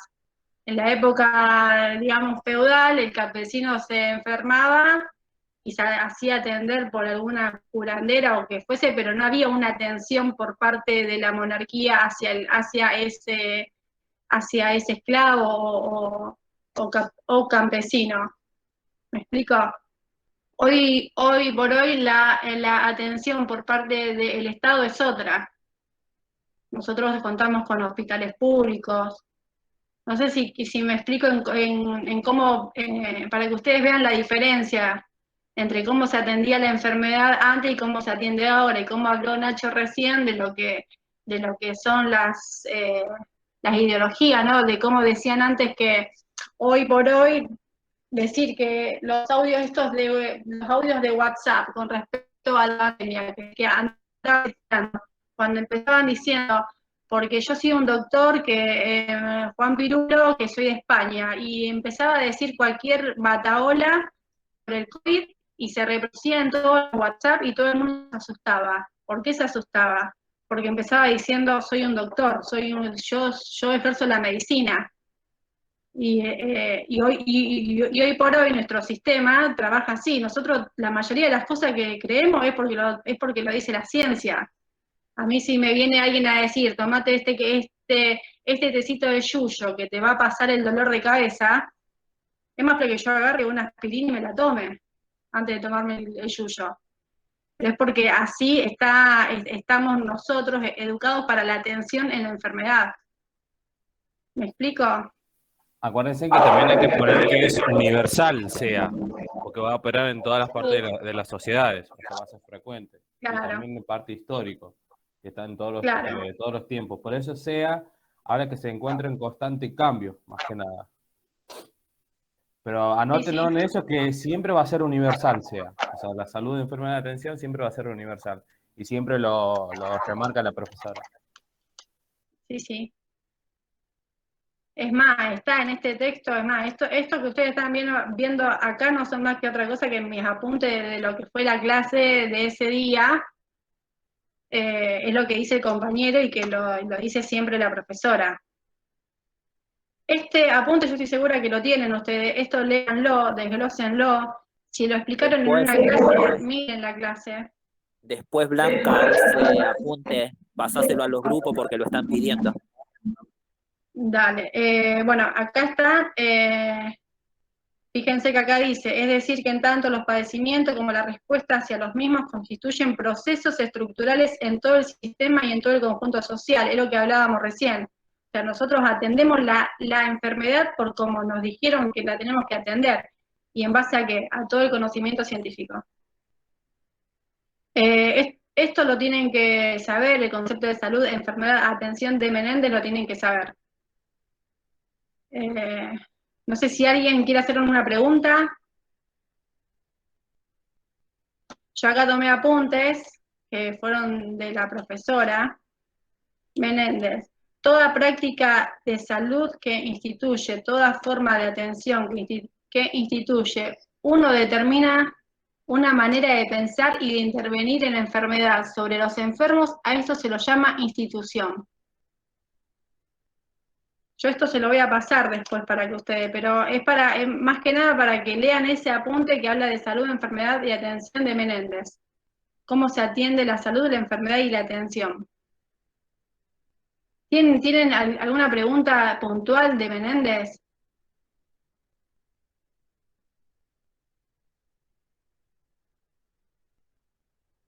¿Ninguna? ¿Alguna de los trabajos prácticos que no pudieron contestar? ¿Podrías hablar de hegemonía? Sí, ahora hablamos de hegemonía. estos apuntes que yo los tomé, que también se los pasé hoy a una compañera que me preguntaba, ¿qué sea? Es el constructo universal que opera estructuralmente. La enfermedad es el hecho recurrente, la definición la tienen más acá arriba, si la quieren leer para ustedes profundizar. La eficacia, también esa era una pregunta, no sé si la llegaron a entender o no. Sí, sí. Bien, y de hegemonía que ¿tienen alguna pregunta para decirme? A ver si la podemos contestar. ¿Saben lo que es la hegemonía? ¿La buscaron en Google? Se la dije yo hace un ratito, chicos, la definición de hegemonía. ¿Qué se acuerdan? Sí, ¿Qué son las cosa, diga? ideologías de la clase dominante sobre... Es la supremacía que un Estado toma sobre otro. Exactamente, que el Estado ejerce sobre otro. Por ejemplo, en la teoría marxista, la hegemonía del proletariado es el periodo que sigue al derrocamiento de la dictadura de la burguesía, que sería el capitalismo. Después sigue con la construcción del socialismo y concluye con la transformación comunista de la sociedad. Pero bueno, no lo quiero. Si le preguntan de hegemonía, es la supremacía que un Estado ejerce sobre otro. La Dame la bola, hegemonía, Santa Lucas. ¿Es el Estado? la hegemonía es lo que domina, digamos, por ejemplo, hegemonía antes, ¿cómo se atendía la enfermedad? ¿Cómo decían antes, estamos hablando de épocas antiguas, cuando alguien se enfermaba, ¿cómo se atendía la enfermedad? ¿Qué es lo que leyeron ustedes? ¿Cómo? Porque a eso apuntan, no tanto a la hegemonía como Estado, pero sí a la hegemonía en la salud y en la enfermedad. A través del control. Antes decían, por ejemplo, que El control y de aislar a los enfermos. antes decían que la teoría que dominaba era la teoría del miasma. O sea, la hegemonía es como la única, es como la Claro. teoría única, la que abarca todo. Antes Claro. salieron los contagionistas, la teoría del germen y el miasma. Bueno, todos Claro. creían en el miasma. Claro. Ustedes, no sé si, porque para ese lado se tienen que apuntar. También le hicieron ver una película, no sé si la vieron, esta película que no me acuerdo cómo se llama, que se ¿La de los basaba otros inocentes? no me acuerdo, que son tres mujeres, no me acuerdo el nombre. Historias cruzadas. Esa, exacto, esa. ¿Ustedes saben cuál es la hegemonía de esa época? ¿Qué era lo que dominaba? Los blancos sobre los negros. Exacto. Bueno, se trata la hegemonía, por más que seamos 10 personas, y todo acá, somos 71 personas, y Nacho y yo tenemos una idea, y somos dos, y esa idea predomina en las 71. No importa cuánta gente somos, sino es el poder, es lo que domina. ¿Me explico? Por más que ustedes, los otros 69, las 69 personas tengan una idea diferente, si Nacho y yo decimos que nosotros nos contagiamos a través de los olores, esa es la teoría dominante. ¿Me explico? Eso era, por ejemplo, lo que dominaba antes. Antes se decía que los olores contagiaban. Hoy por hoy no es y por ejemplo, la idea hegemónica sí. Dominó por mucho tiempo y la teoría del germen siempre fue bastante resistida, digamos. No la querían aceptar. ¿Vieron lo que pasa hoy en día? Que se oponen a la cuarentena y todas esas cosas. Bueno, del miasma costó salir por eso, porque la gente, lo que exportaban y todo eso, se oponían a la cuarentena por el comercio. No querían todas esas cosas, entonces continuaban con lo que era la teoría del miasma. Por ejemplo, lo que vimos en la última clase de la peste negra, que pasaba, mucha gente por ahí se quedaba sin trabajo porque había bloqueos navíos, no había comercio, después había un aumento de salarios cuando se empezó a salir de todo esto porque se demandaba más mano de obra.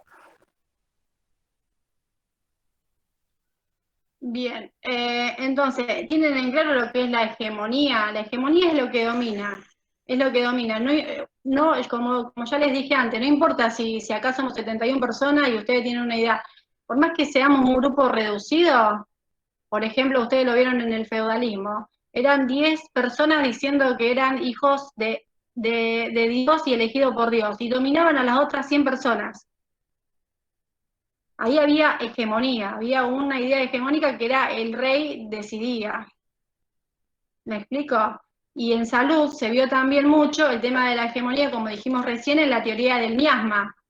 En la teoría del miasma se creía que se transmitía por los olores, se decía que como bien dijo Nacho, la cuarentena era innecesaria.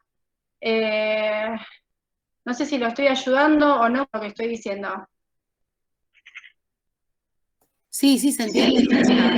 Bien, entonces, en esa época, cuando dominaba la teoría del miasma, era el poder hegemónico, lo tenía la teoría del miasma, las teorías antihegemónicas de esa época era el contagionismo y el socioeconómico. El socioeconómico lo viene a traer Virchow. Virchow, primero que nada, el contagionismo, ustedes saben lo que es la teoría del germen. Antes hablábamos de, como bien dijimos, del miasma y la teoría del germen, decir que había un germen que ocasionaba enfermedades, no se creía. Entonces, el antihegemónico lo que no tenía poder era el contagionismo y lo socioeconómico de Virchow.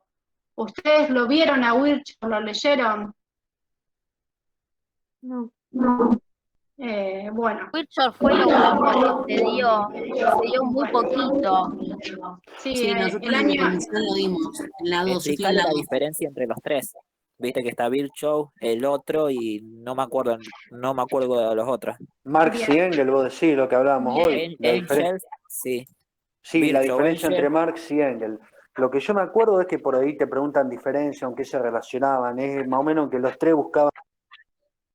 Tengan en cuenta Virchow, Virchow y Engels creen que la causa de la enfermedad es la pobreza, que ser pobre te lleva a enfermarte. Y el otro, no me acuerdo el nombre, ahora se los busco. Bueno, Virchow hablaba de lo socioeconómico. Virchow, a mí, yo en el final, yo le dije a la profesora que compartía mucho la idea de Virchow, que si bien en esa época el miasma era hegemónico y llevó tiempo, pero después llegó el contagionismo, que antes era hegemónico, y lo corrió al miasma. Hoy por hoy la teoría contagionista del germen está en todos lados y se acepta. La teoría del miasma quedó obsoleta.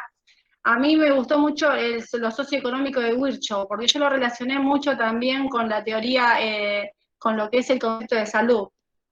Virchow decía que había que educar a la gente, que había que enseñarle a la gente, que había que tomar medidas no solamente sanitarias, sino también de educación para con la gente, porque la gente, si vos por más que le des medidas sanitarias y no la educás, la enfermedad va a seguir existiendo. Y yo para mí lo compartí mucho, porque realmente es lo que uno ve.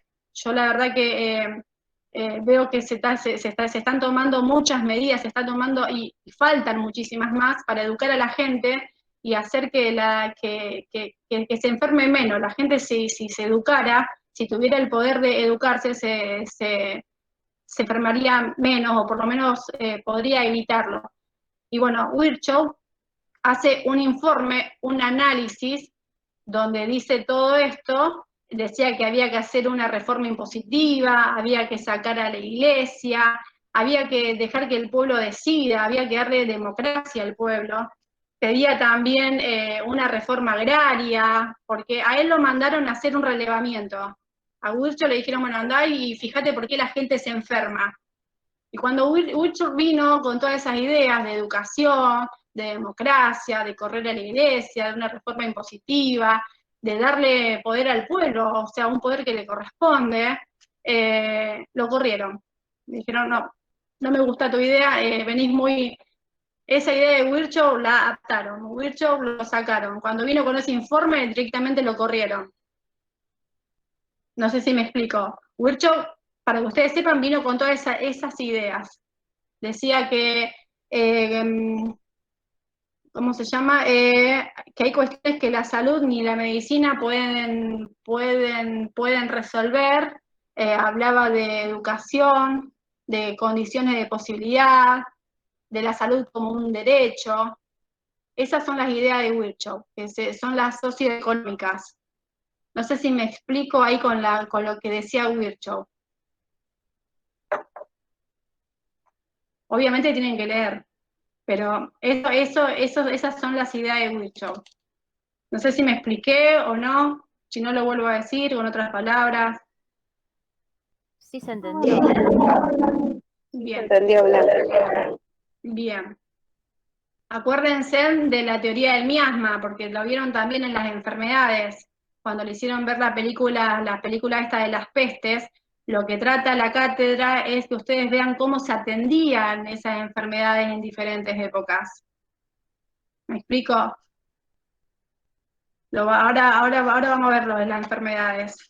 Bueno, en la teoría del contagionismo y la teoría socioeconómica eran teorías antihegemónicas. Antihegemónica quiere decir que no tenían el poder suficiente como para dominar. Dominaba la teoría del miasma como idea hegemónica. Hoy por hoy, ¿cuál es la idea hegemónica que domina? Es la idea científica. Es la idea científica, es la del contagionismo, de todas las medidas que se están tomando, porque hay un germen, porque hay un virus. ¿Se entiende?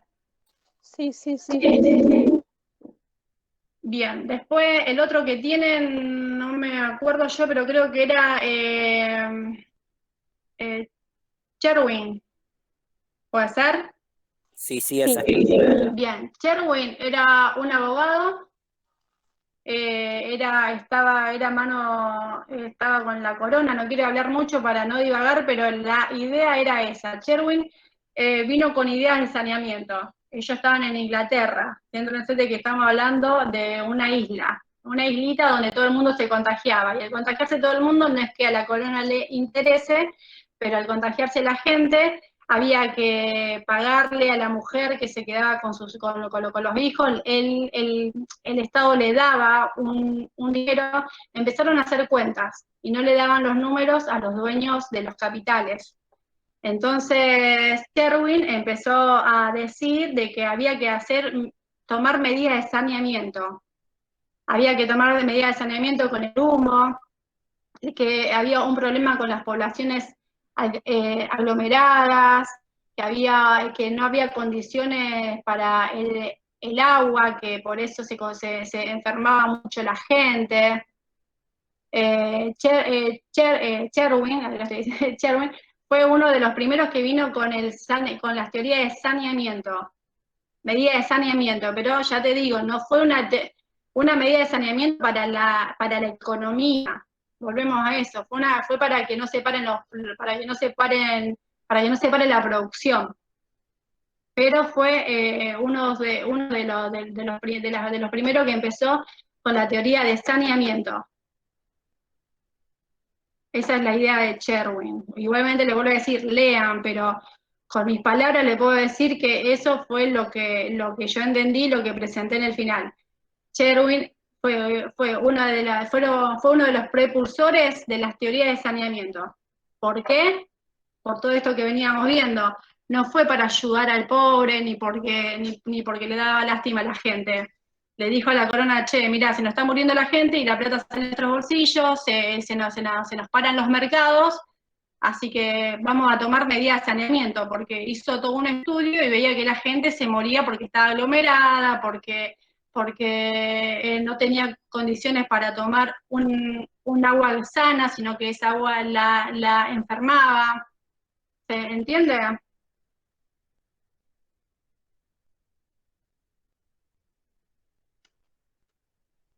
¿Se entiende, chicos?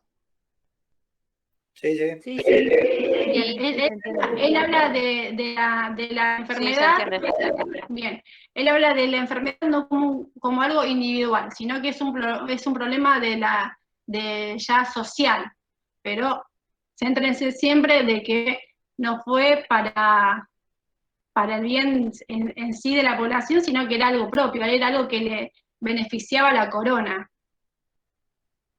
Bueno, esa es la idea de Sherwin y también vimos también ya la idea de Virchow. No sé si tomaron nota, por ese Sherwin, medida de saneamiento. Y Virchow fue también, él no hablaba de medida de saneamiento, él hablaba de algo más general, él hablaba de medidas, de correr a la iglesia, de darle poder al pueblo, de darle educación. El otro hablaba solamente de medidas de saneamiento, para que la gente no se enferme tanto, y hasta ahí nomás, porque le convenía a la corona que la gente no se enferme y seguir produciendo. Y en cambio, Virchow hablaba más, de muchas más medidas, que son las que para mí, son las que se están trabajando hoy por hoy, y por eso, para mí, es la idea que va a ser hegemónica de acá a unos años. ¿Se entendió? Sí, sí. Sí, Bueno, perfecto. No puedo creer que sean las 12:05. entonces, listo, entonces ya estamos con lo que es hegemónico, ya estamos con lo que es Virchow, ya estamos con lo que es Sherwin, ya estamos con lo que es este señor que vimos antes, ¿cómo se llama? El de salud, enfermedad y atención, eso lo tienen que saber, la definición. Bien. Menéndez. Bien, sí. ¿Tienen alguna duda, algo que digan, no, yo esto no lo entendí y no lo puedo? Hay una compañera, yo había leído en el chat, que dice, no me queda claro lo que es modo de producción. ¿Alguien le puede decir con sus palabras, a ver si es ella sola o son varios los que no pueden definir lo que es un modo de producción?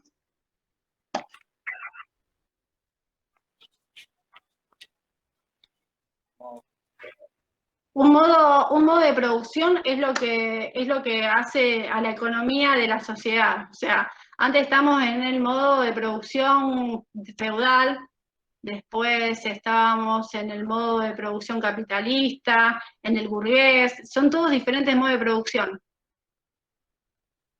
Es la economía. La economía, y la economía va de la... Sí. Si yo quiero poner un ejemplo, puedo poner, por ejemplo, trabajar la tierra. El modo de producción. Sí. El modo de producción habla más general.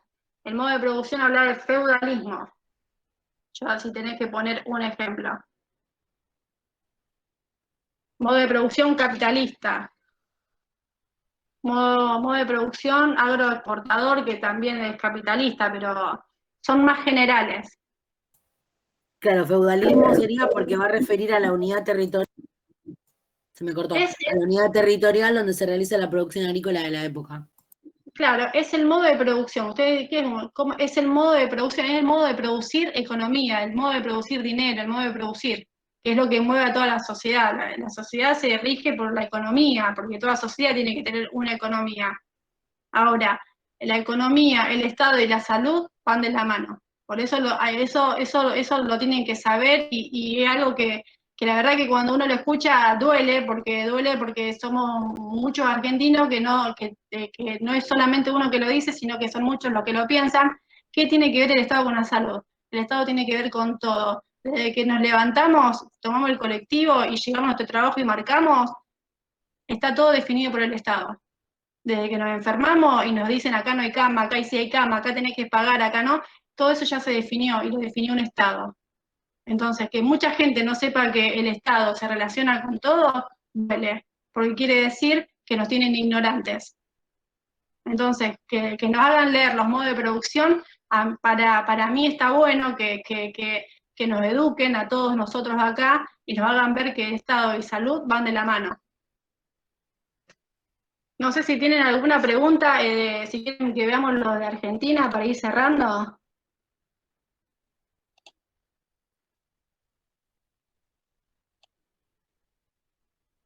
¿Quieren No sé verlo? si dijeron si se daba, perdón mi ignorancia. No, yo pregunto, yo no estoy cursando, si no entra Argentina ya está todo dado. No, eso no entra, me parece. Listo, perfecto, entonces, de Entraba algo, esa hegemonía, Dama. bien, de algo de lo que dimos, ¿le quedó alguna otra duda?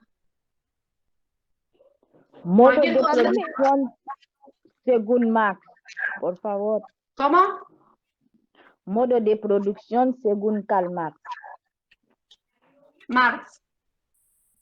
Bueno, Marx hablaba de modo de producción. Él habla de lo que hablábamos antes. La idea principal que tienen que tener de Marx es lo que ya dijimos, que es que para él había una clase dominante.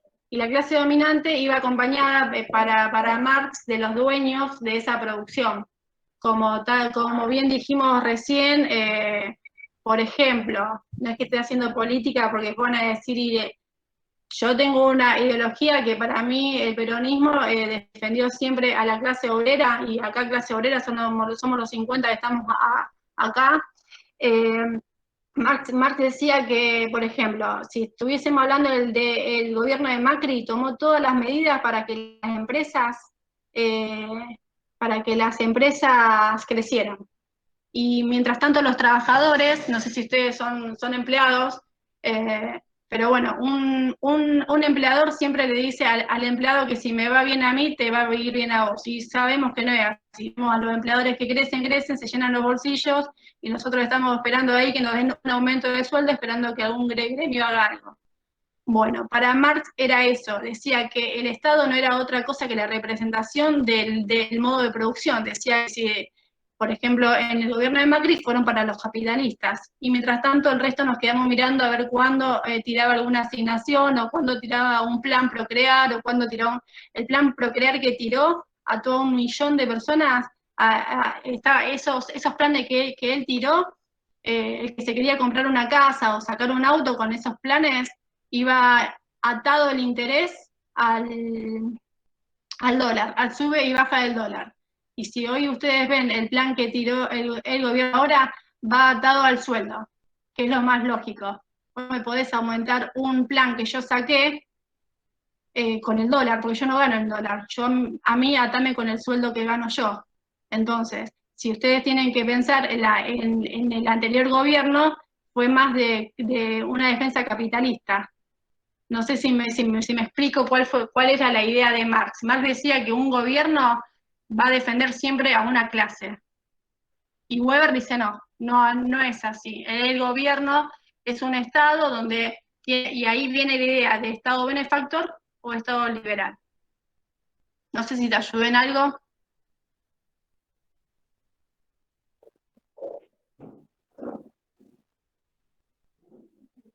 Bueno, si no tienen más preguntas, chicos, alguna duda, cualquier pregunta, nos despedimos todos. Se entendió re claro, explicaste re bien, Muchas explicaron re gracias. bien. Me Muchas gustaría gracias. saber dónde lo comparten, las clases, todo eso, ¿dónde lo comparten?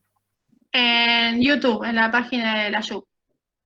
Y bueno, después, chicos, vamos a compartir en el Instagram de la YUB, que no lo comparten mucho, el tema del comedor universitario, 60 pesos la comida, para muchos es muy